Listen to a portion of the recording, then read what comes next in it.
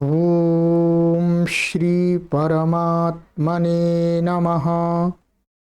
ओम श्री गुरुभ्यो नमः। ओम श्री ऋषिभ्यो नमः।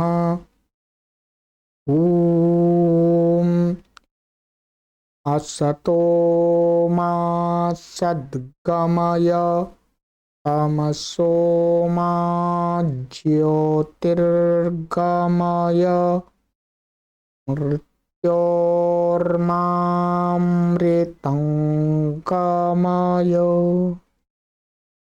ओम शांति शांति शांति। सर्वेभ्यो नमः। देववाणी संस्कृतं यूट्यूब चलदृश्यं प्रति भवतां भवतीनां च हार्दं स्वागतम्। मित्रों, प्रौढ़ रचनानुवाद कौमुदी लाइव कक्षा संख्या 5 को आज हम पढ़ेंगे। 4 कक्षाएं हमने पढ़ ली हैं, 5वीं कक्षा को आज पढ़ेंगे। प्लेलिस्ट में कॉलम बना दिया गया है, ठीक है। वहां पर कभी भी कोई भी पाठ पढ़ सकते हैं। निःशुल्क अभियान है, किसी से कोई शुल्क नहीं लिया जाता है। और इस कक्षा को पढ़ने के लिए ये पुस्तक अनिवार्य रूप से आपके पास में होनी चाहिए, तभी आप ठीक से इस कक्षा को पढ़ पाएं। ये ध्यान दें। इस पुस्तक को आप कहीं से भी प्राप्त कर सकते हैं। अपने आसपास के पुस्तक की जो शॉप्स हैं, दुकान हैं, उनसे ले सकते हैं। यदि वहाँ पर नहीं मिलता है तो आपके लिए एक व्यवस्था बनाई गई है कि देववाणी संस्कृतम.com वेबसाइट पर इस पुस्तक को रखा गया है। वहाँ से आप ऑनलाइन इस पुस्तक को खरीद सकते हैं। आपसे कोई एक्स्ट्रा पैसे नहीं लिए जाते हैं और पुस्तक आपके घर पर पहुँच जाती है, ठीक है। तो आप इस पुस्तक को, इस कोर्स को पूरा पढ़ना चाहते हैं तो पुस्तक को अवश्य खरीद लीजिएगा। ना पुस्तक के आपको ठीक से समझ में नहीं आएगी ये सामग्री, ठीक है।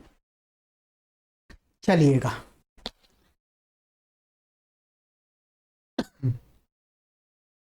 तो मित्रों, ये हमारा प्रथम अभ्यास चल रहा है अभी, और काफी विस्तार से हमको पढ़ना है। धीरे धीरे पढ़ रहे हैं, ठीक है। और हमने यहां तक पढ़ लिया था। ये आपको धातुओं आदियों के सभी मैंने रूप स्मरण करा दिए हैं, समझा दिए हैं। और यहां तक हो गया। अब हम आगे, आज से आगे नियमों को पढ़ना आरंभ करें। प्रथमा नियम, ठीक है। नियमों को पढ़ना आरंभ करें। नियम सबसे पहले इन्होंने बताया है कि कर्तृवाच्य में कर्ता में प्रथमा होती है और कर्मवाच्य में कर्म में प्रथमा होती है। रचनानुवाद कौमुदी में काफी बता दिया गया है कर्ता क्या होता है, आदि आदि, ठीक है। तो इन्होंने इतना कहा है, कर्तृवाच्य के कर्ता में और व्यक्ति नाम, वस्तु नाम आदि में प्रथमा विभक्ति होती है, और कर्मवाच्य में कर्म में भी प्रथमा होती है, ठीक है। परंतु ये नियम इतने से काम नहीं चलेगा। उदाहरण भी आगे दे दिए इन्होंने। रामः पठति अश्वो धावति, ये कर्मवाच्य के हैं, ठीक है। ये कर्ता में यहाँ पर प्रथमा हो गई है। और ये रामेण पाठः पठ्यते, ये पाठ, ये कर्म है, इसमें कर्मवाच्य में कर्म में प्रथमा हो गई।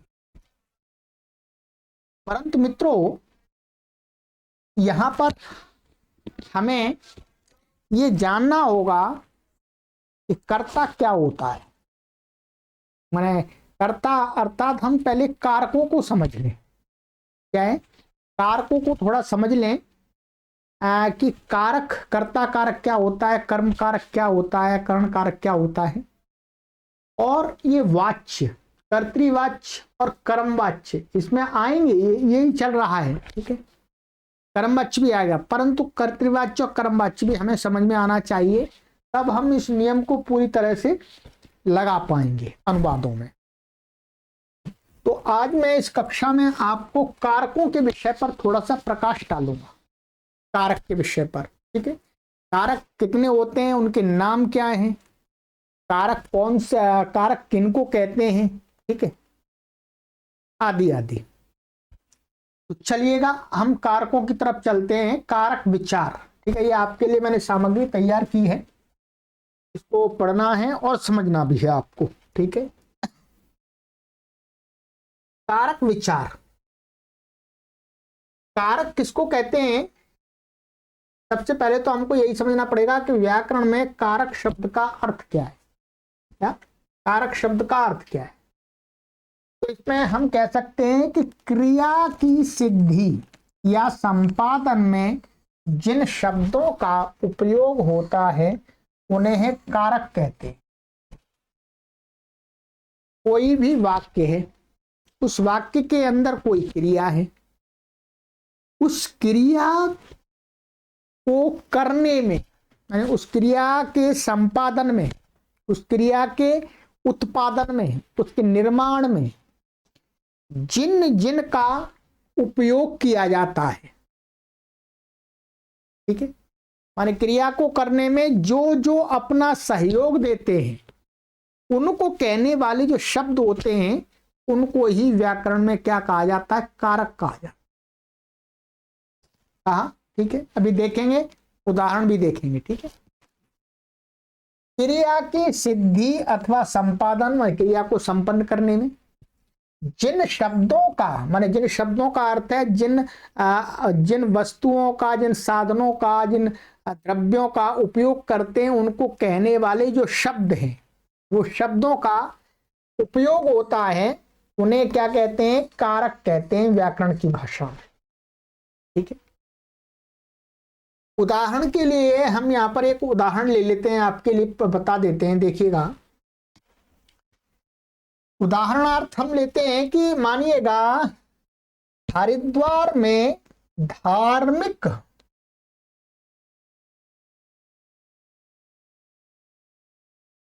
पुरुष ने अपने हाथों से 100 रुपए निर्धन को दान दिया।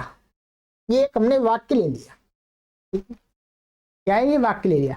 क्या लिया, हरिद्वार में किसी धार्मिक पुरुष ने अपने हाथ से 100 रुपए निर्धन को दान दिया। कोई गरीब व्यक्ति है, निर्धन व्यक्ति है, उसको उसने 100 रुपए दान दिया।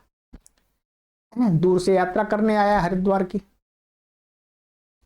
अब हमको देखना है कि इस वाक्य में क्रिया क्या है। इस वाक्य में दान, दान क्रिया है, देना। ठीक है, दान क्रिया के संपादनार्थ, दान क्रिया करने के लिए, दान क्रिया के संपादन के लिए जिन जिन वस्तुओं का उपयोग हुआ है वे सब कारक कहलाएंगे। ध्यान दीजिएगा, क्या, जिन जिन वस्तुओं का उपयोग हुआ है वे सब कारक, माने उनको कहने वाले जो शब्द है वो कारक कहलाएंगे। ठीक है, जैसे ये देखिएगा,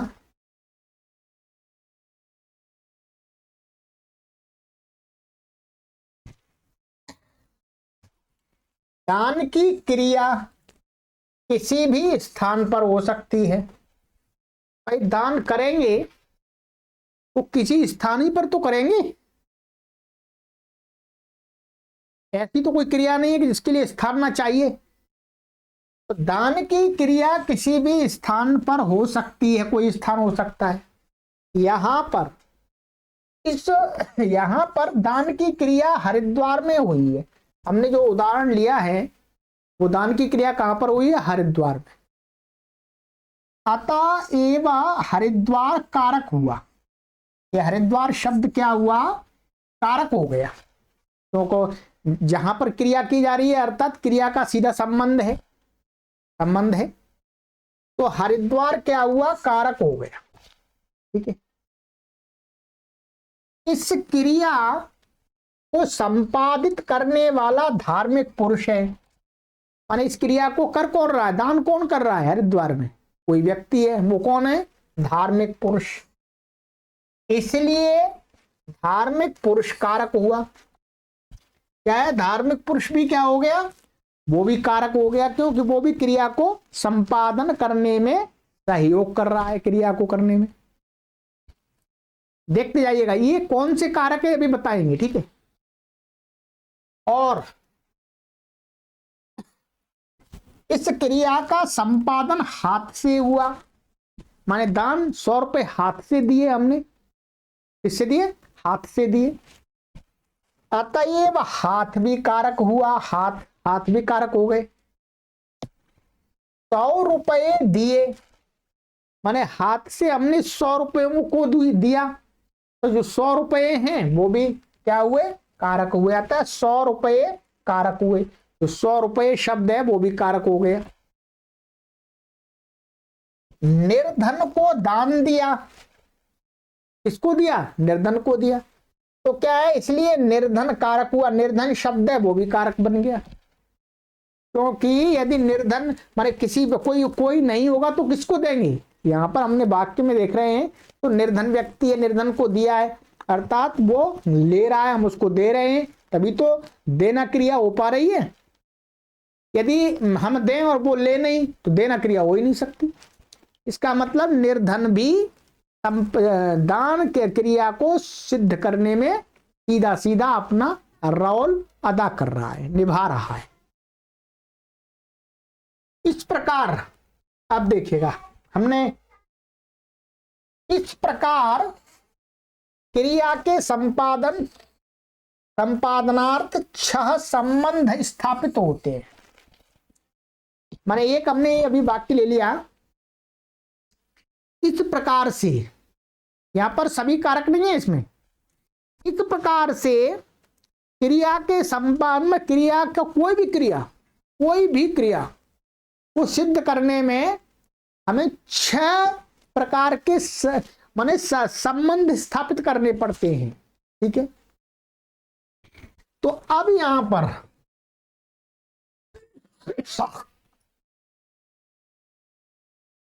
क्रिया के संपादन में 6 का संबंध लगता है सीधा सीधा। पहला क्या होता है देखिएगा, नंबर 1 होता है क्रिया का संपादक, माने उसको बोलते हैं कर्ता। अब समझ जाइए, जो क्रिया को करता है, क्रिया का संबंध, क्रिया को जो संपादन कर रहा है वो क्या होता है? उस क्रिया का वो कर्ता कहलाता है, ठीक है। कर्ता कारक होता है। और क्रिया का कर्म, माने क्रिया के माध्यम से जो कर्म किया जा रहा है, ठीक है, वो क्या होता है? कर्म होता है। ये आगे भी विस्तार से बताए जाएंगे, थोड़ा सा समझ लीजिएगा, ठीक है। माने वो कर्म कहलाता है। अब मानिएगा जो दान क्रिया थी, दान क्रिया जो हमने अभी वाक्य बताया था कि हरिद्वार में धार्मिक पुरुष ने निर्धन को हाथ से 100 रुपए दान दिए, ठीक है। दान देने वाला, दान क्रिया को करने वाला वो क्या हो गया? कर्ता हो गया। और कर्म क्या है? 100 रुपए को देना। क्या है? 100 रुपए को देना। तो 100 रुपए क्या हो गए? कर्म हो गए। और क्रिया का संपादन जिसके सहयोग से हो, ध्यान दीजिएगा, माने क्रिया का संपादन जो करता है वो किसी के सहयोग से करता है, उसको बोलते हैं कारण कारक। जैसे यहां पर हाथ के सहयोग से उसने 100 रुपए दिए, तो जो हाथ है वो क्या हो गया? इसमें कारण कारक हो गया। क्या हो गया? कारण कारक। और नंबर 4, क्रिया जिसके लिए हो, क्या? क्रिया जिसके लिए हो वो संप्रदान होता है। यहां पर हरिद्वार में धार्मिक पुरुष ने निर्धन को 100 रुपए दिए। क्रिया किसके लिए की जा रही है? निर्धन को 100 रुपए देने के लिए। तो निर्धन के लिए क्रिया की जा रही देना, तो हमारे वाक्य में जो निर्धन है वो क्या हो गया, संप्रदान कारक हो गया। ठीक है। और क्रिया के द्वारा जिससे दूर हो, माने कोई क्रिया की जा रही है उससे किसी को दूर किया जा रहा है, अलग किया जा रहा है, तो जिससे अलग किया जाता है उसको बोलते हैं अपादान कारक। क्या बोलते हैं, अपादान कारक, उसका नाम रखते हैं व्याकरण में। तो अपादान कारक तो इसमें है नहीं कोई। ठीक है, क्या है, अपादान कारक तो है नहीं, परंतु अपादान कारक हम बनाना चाहें तो बना सकते हैं। क्या बना सकते हैं, बना सकते हैं कि परंतु यहां पर सीधा हम छोड़ देते हैं, अपादान कारक दूसरी जगह ले लेंगे। जैसे वृक्ष से पत्ता गिरता है, तो पत्ता अलग होता है वृक्ष से, तो जो गिरना अलग होना क्रिया, माने गिरना जो क्रिया है उसके द्वारा माने वृक्ष से पत्ता अलग होता है, तो वृक्ष क्या हो जाता है, अपादान हो जाता है। ये हमने पढ़ लिया पहले। और नंबर 6, नंबर 6 में माने क्रिया जिस स्थान पर हो, क्रिया माने कोई भी क्रिया किसी स्थान पर होती है तो वो उस क्रिया का जो स्थान होता है या काल होता है, या काल भी हो सकता है, स्थान भी हो सकता है, ठीक है, विषय भी हो सकता है, तो वो क्या कहता जाता है, अधिकरण कारक। बस क्रिया के संपादन में इन 6 प्रकार के संबंधों का ही संबंध होता है, माने यही 6 प्रकार के संबंध होते हैं, इससे अलग क्रिया का कोई संबंध नहीं होता है वाक्यों के अंदर। इसलिए क्या है, संस्कृत भाषा में कितने कारक माने गए, 6 कारक। कितने, 6 कारक। तो कर्ता कारक, कर्म कारक, करण कारक, संप्रदान कारक, अपादान कारक, ध्यान देंगे। ठीक है। और हमारे पास में जो विभक्ति होती है वो 8 होती है, 8 होती है। इसलिए प्रारंभिक स्तर पर हम जब पढ़ाते हैं संस्कृत भाषा को अपने पाठकों को, तो हम कह देते हैं 8 कारक होते हैं, परंतु नहीं।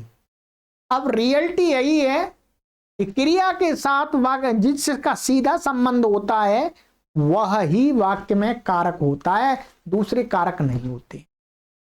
कौन बचा, इसको देख लेते हैं पहले थोड़ा सा। और ये इसको एक श्लोक भी मैं आपको लिखा देता हूं, ठीक है, जिससे आपको ध्यान रहेगा। आप लिख लीजिएगा श्लोक को। इस प्रकार कर्ता, कर्म, करण, संप्रदान, अपादान और अधिकरण, ये 6 कारक हुए। ठीक है। इसके संबंध में सर्वमान्य श्लोक विश्रुत है, माने एक बहुत प्रसिद्ध श्लोक है, 6 कारकों को बताने वाला ना, उस श्लोक बनाया हुआ विद्वानों ने। श्लोक यह है, आप इसको लिख भी सकते हैं। श्लोक बनाया, कर्ता कर्म च करणम च संप्रदानम तथैव च। हाँ, ये ऐसा होगा, कर्ता कर्म च करणम च संप्रदानम तथैव च अपादानाधिकरणे इत्याहुः कारकाणि षट्। ठीक है,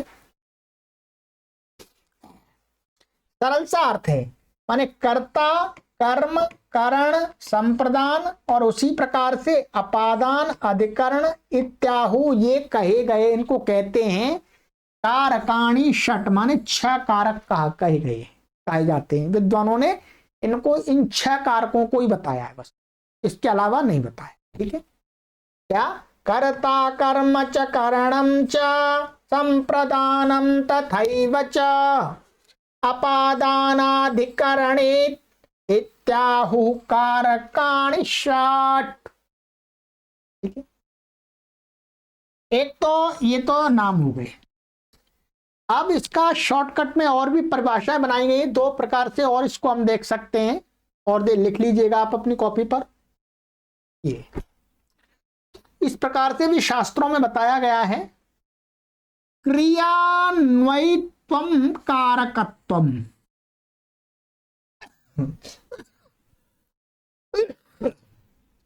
अथवा क्रियाजनकत्वम कारकत्वम। ठीक है,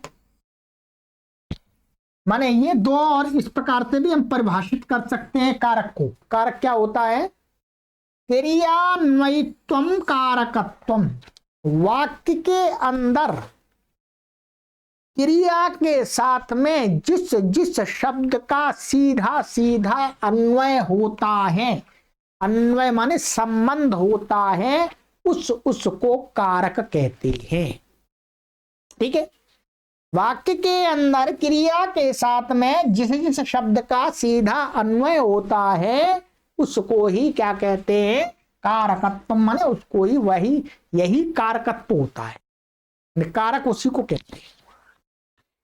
अथवा ऐसा भी कहते हैं क्रिया जनकत्वम कारकत्वम, माने क्रिया को उत्पन्न करने वाला, जो हमने अभी परिभाषा पढ़ी थी, क्रिया की सिद्धि अथवा संपादन के लिए जिन जिन का सीधा संबंध किया होता है वो सभी कारक कहलाते हैं उस क्रिया।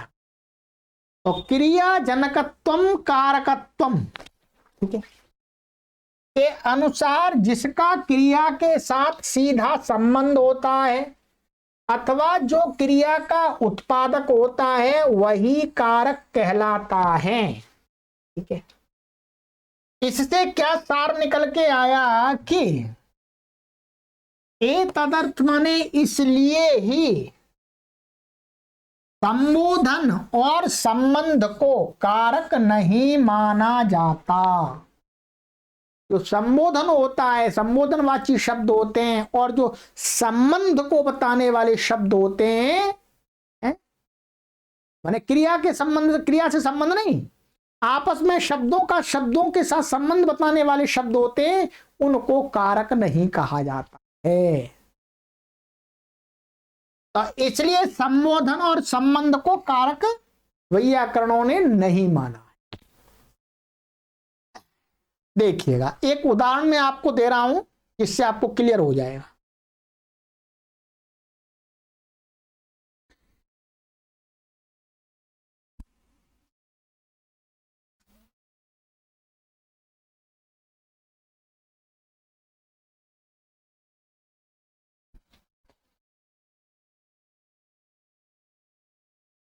यहां लिखा हुआ है मैंने,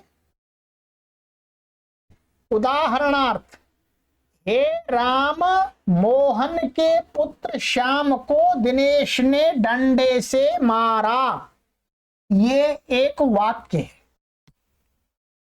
कोई व्यक्ति कह रहा है हे राम, हे राम के ना, राम नाम के लड़का या व्यक्ति कोई है, मोहन के पुत्र श्याम को दिनेश ने डंडे से मारा। यहां पर क्रिया क्या है? मारना। ठीक है, अब देखिएगा, हे राम, मारना क्रिया के साथ राम का कोई संबंध नहीं है। राम ने नहीं मारा, राम ने नहीं मारा। और मोहन के पुत्र श्याम को दिनेश ने डंडे से मारा। मारना क्रिया के लिए क्या क्या चाहिए? एक तो डंडे के द्वारा मारा गया, तो इसका संबंध डंडे का। ठीक है, और दिनेश ने मारा, माने मारने की क्रिया किसने की? दिनेश ने, तो दिनेश भी कारक हो गया, वो कर्ता कारक हो गया, और ये कर्ण कारक हो गया। और किसको मारा? श्याम को मारा, माने पुत्र, श्याम नाम का जो पुत्र है उसको मारा, ये क्या हो गया? कर्म हो गया। और मोहन के पुत्र श्याम को, अब मारना क्रिया के साथ में मोहन का कोई संबंध नहीं है, मोहन का कोई संबंध नहीं है। मोहन का संबंध है पुत्र के साथ, श्याम पुत्र, जो पुत्र श्याम नाम का पुत्र है उसके साथ। इसलिए मोहन के ये भी कारक नहीं हुआ, क्योंकि इसका मारना क्रिया के साथ कोई संबंध ही नहीं है। ठीक है, तो इसका मतलब संबोधनवाची शब्द ये कारक नहीं हुआ, और मोहन के ये भी कारक नहीं हुआ, क्योंकि क्रिया के साथ इसका संबंध ही नहीं है। यहां पर मारने की क्रिया का संबंध श्याम और दिनेश से है। ठीक है, माने श्याम को दिनेश ने मारा है। ठीक, डंडे का भी संबंध है, डंडे से मारा है। मोहन और राम से कुछ भी संबंध नहीं, इस मोहन से और राम से क्रिया का कोई भी सीधा संबंध नहीं है। ठीक है, अतः एवं मोहन के माने ये को कारक नहीं कहा जा सकता। ठीक है, और हे राम को भी कारक नहीं कहा जा सकता संबोधन में। ठीक है, मोहन का संबंध श्याम से है, लेकिन मारने की क्रिया के संपादन में मोहन का कोई उपयोग नहीं है। मारने की क्रिया में मोहन को तो कोई नहीं मार रहा है, ताड़न क्रिया है डंडे आदि से, मोहन को तो कुछ नहीं हो रहा, हो सकता है उसे पता भी ना हो। ठीक है, और हे राम संबंध इसका भी कोई नहीं है। ठीक है, इसलिए क्या हुआ, संबंधवाची शब्दों को कारक नहीं माना जाता है, वो कारक नहीं होते हैं, और संबोधनवाची शब्द भी कारक नहीं होते हैं, बाकी के शब्द कारक होते हैं। ये सिद्धांत निकल के आ गया। ठीक है, तो ये सिद्धांत निकल के आ गया। तो अब हम समझ गए कि कर्ता क्या, कि यहां पर जो कर्ता कारक है वो क्या होता है, कर्ता कारक किसको बोलते हैं, क्रिया का जो संपादक होता है, क्रिया को जो करने वाला होता है उसको बोलते हैं कर्ता कारक। और क्रिया के द्वारा जो किया जाता है उसको क्या बोलते हैं, कर्म कारक। कर्म कारक। तो अब हम कर्ता में प्रथमा होगी और कर्म में द्वितीय प्रथमा होगी कर्मवाच्य। अब हमको यह समझना है कर्तृवाच्य और कर्मवाच्य, इसके बारे में हम थोड़ा सा आगे इसमें विस्तार आएगा, और थोड़ा तो जानकारी होनी चाहिए हमको। तो इस पर हम आगे की कक्षा में बात करेंगे कि हमारा संस्कृत भाषा में 3 वाच्य होते हैं, एक कर्तृवाच्य, कर्मवाच्य, भाववाच्य। ठीक है, कर्तृवाच्य क्या होता है, उसकी पहचान क्या है, कर्मवाच्य क्या है, भाववाच्य क्या है। ये भाववाच्य की इसमें कोई बात नहीं है। ठीक है, तो इसलिए कर्मवाच्य और कर्तृवाच्य पर विशेष हम जानकारी देंगे आपको अगले सूत्र में। ठीक है, और फिर आगे पढ़ते जाएंगे। ठीक है, इसमें जो सूत्र आ रहे हैं वो भी हम देखते जाएंगे। ठीक है, चलिएगा। तो आज की कक्षा में हमने ये जाना है कि कारक क्या होते हैं। ठीक है, और ये कक्षा प्रौढ़ कक्षा है, हम ये विचार करके चल रहे हैं कि इसको पढ़ने वाले अधिक लोग नहीं होंगे, क्योंकि इसको पढ़ने में बहुत परिश्रम करना पड़ेगा। ठीक है, तो धैर्य के साथ हम इसको पढ़ाते रहेंगे, जितना भी समय लगेगा लगने देंगे, कोई परेशानी नहीं। ठीक है, चलिएगा, आगे की कक्षा में मिलते हैं। सर्वेभ्यो नमः।